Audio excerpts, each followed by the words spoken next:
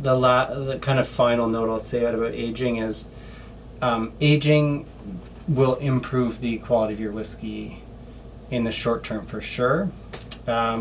Older is not always better.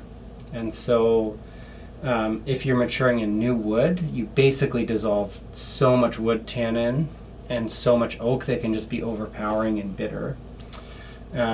So that's also why generally you don't see bourbons that are really old, because they have to be matured in new oak.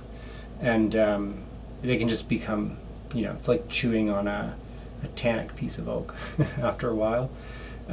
So like casks that are less active, that have been reused, are better for longer term aging in general.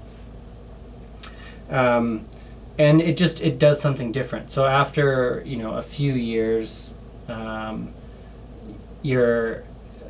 the whiskey will change a bit less, and it starts to change in ways that sometimes don't make it necessarily as good. So some whiskeys are better a bit younger, some whiskeys are better older.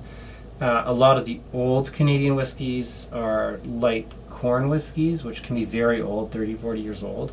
The profile is very different than, say, an 8-year-old rye whiskey.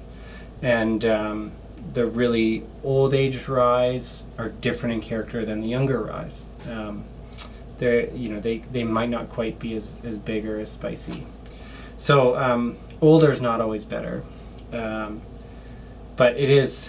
I always like to know how old something is, just for my information, but I've had whiskeys that were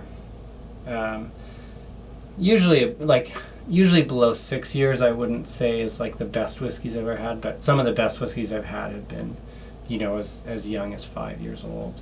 So you can make some very, very nice whiskeys, without having to wait 20 years. So, and often if you taste them blind, the oldest ones don't necessarily win. So we do like seeing old whiskey, but it's not necessarily better. And so at this point, you have your barrel, you have your mature whiskey. It is now whiskey. You can empty it out, and then the final step of the process is, what do we do with that whiskey to turn into a product? And we enter the realm of blending, which is a big, big component of Canadian whiskey. So we'll discuss that one next.